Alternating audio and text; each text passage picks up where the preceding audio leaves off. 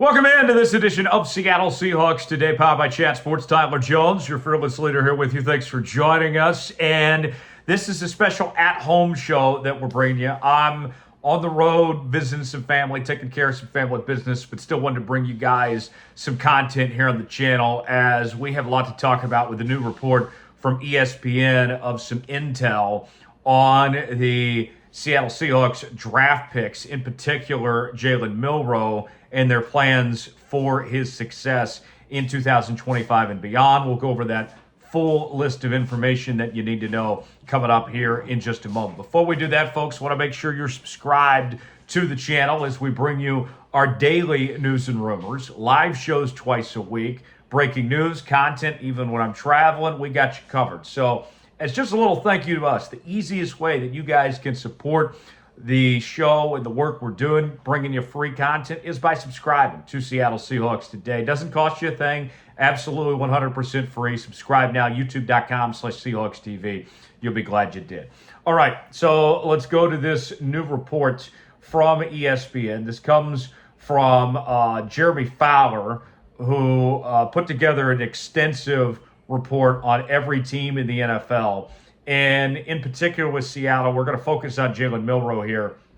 And I want to read you what Fowler had to say, and then we'll go over everything else of what this all means exactly. But Fowler, when talking about Jalen Milroe, he said the following. As for third-round quarterback Jalen Milroe, expect Seattle to have a dual threat package for him. Those can be hard to implement in-game, but Milroe's ability to affect the game, particularly as a runner, will be hard to ignore as he develops as a quarterback. Now, there's a lot to take in right there, all right? First and foremost, we all know the old adage, if you have two starting quarterbacks, you have no starting quarterback. But this is different because nobody is expecting Jalen Milroe to come into Seattle immediately and be the starting quarterback. That's not what he was brought in to do. Everyone knows that Sam Darnold is the franchise quarterback, that he is the quarterback of the future for Seattle, that this is his team, that he's been handed the reins. And so what you're asking Jalen Milroe is, hey, we know you are extremely athletic, that you have a unique ability, and that you are too good to keep off of the football field in some capacity, that we can find a way to get you involved. And this goes back to something that I've talked about from the moment that Jalen Milroe was drafted by the Seattle Seahawks, that this is somebody that there's a variety of things he can be used. All right? Now, I know there's been discussions about him as a tight end or an H-back or something like that, but he has made it known, he's been adamant that he feels he is a quarterback. Mike Macdonald said they drafted him to be a quarterback. And I think that you can make this work of Jalen Milroe still being a quarterback, but still get him on the football field with Sam Darnold at the same time. Whether it's wildcat packages, running the tush push, maybe getting involved in some trick plays.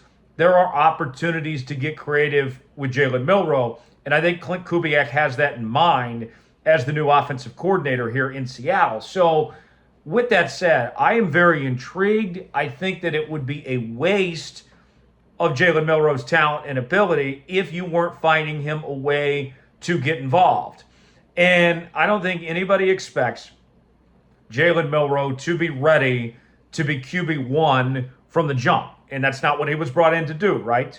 But if you can find ways to take advantage of those mismatches against opposing defenses and get him involved in some way, to me, that makes a ton of sense. And I mentioned the tush push. What about short yardage situations? Maybe not even the tush push. Like, let's just say for, just one scenario here. If you got a goal line situation, or if you got a 3rd or 4th and 1 and you need a quarterback sneak play, why would you want to do that with Sam Darnold and risk him potentially getting hurt when you could bring Jalen Milroe in and we know he's a better runner and he's your backup quarterback anyway? To me, you can make this work. So let me ask you, what do you think about this idea? Should the Seahawks use a 2-quarterback system with Jalen Milroe here? Type Y for yes, N for no. Chime in the comment section. Tell me what you think. It's our pinned comment today. You might get an ad break while that ad is playing. Get your votes in and let us know how you feel about that possibility. Now, with that said, I was reading what other people had to say, and the guys over at 12th Man Rising, I want to get their quote from Cameron Ellis of giving some other perspective beyond just what you're hearing from me as this report came out. Cameron Ellis said this: "You got to love any system that's both hard to ignore and hard to implement in game. A true embarrassment of riches for the Seahawks.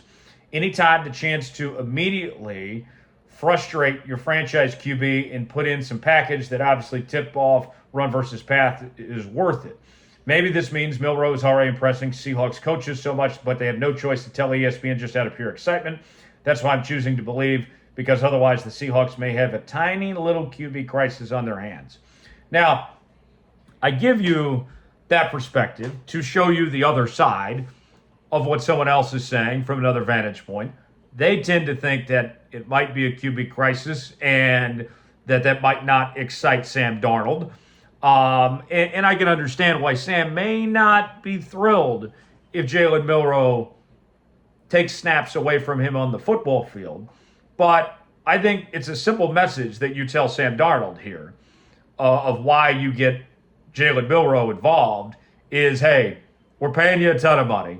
You're our guy, and Jalen Milroe's too good not to have involved in our offense. And I think there should be an understanding of that, and that things could work out in that sense. So I think you can have your cake and eat it too, and both sides be happy. The other thing I've said earlier this week, and I'll continue to reiterate, when it comes to Jalen Milroe, had an impressive rookie mini camp, and with the excitement that he brings to the table here, I wonder, when we get to that roster cutdown, the 53-man roster deadline, if Jalen Milroe has passed every smell test in training camp and in the preseason, what's holding him back from potentially being QB2 and saving a roster spot and moving on from Drew Lock? If Jalen Milroe is ready to be your QB2 as a rookie, and I mean, you use a third-round pick, I don't think it's an unfair expectation that your third-round pick quarterback is your second-string QB, then you can move on from Drew Lock potentially, use that roster spot elsewhere, and carry two quarterbacks. And history tells us that Seattle has a preference of going with two quarterbacks. They hardly ever have gone with more than two QBs in the John Schneider era. So that's something to monitor as well if Milroe continues on this trek of being that number two guy in 2025 potentially. But all the hype, all the excitement is there when it comes to Jalen Milroe. It seems to be that everybody can't wait to see what he brings to the table and that he's so far off to a good start. Who's going to be QB2 for Seattle in 2025? Will it be Jalen Milroe or will it be Drew Lock? Type JM for Jalen Milroe, type DL for Drew Lock. Weigh in the comments section and let us know. Couple more things I want to get to from Jeremy Fowler's reporting on the draft intel of Seattle. This is what Fowler had to say. The second-round selections of safety Nicky Manwari and tight end Elijah Arroyo have a chance to pay off early. Seattle traded up to the number 35 spot for Manwari, who generated some first-round buzz and whose physicality and versatility embodies a Mike Macdonald defense. The Seahawks typically know what they're doing in the second round with Bobby Wagner, DK Metcalf, and current pass rushers Derek Hall and Boye Mafe among their success stories. Multiple scouts consider Arroyo a top 20 to 25 overall talent in the draft, who fell because of injury history.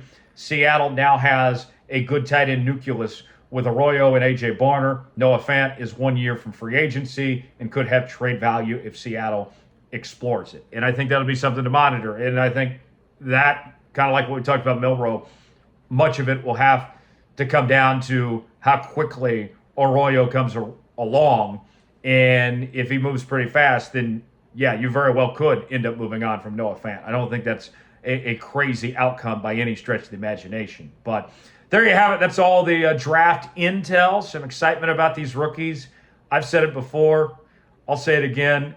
This is the most intriguing draft class the Seattle Seahawks have had in quite some time, and I can't wait to see these guys get on the field sooner than later. For continuing Seahawks coverage, subscribe now to Seattle Seahawks Today for free. YouTube.com/Seahawks TV. I'm Tyler Jones. Thanks for joining us. We'll see you next time.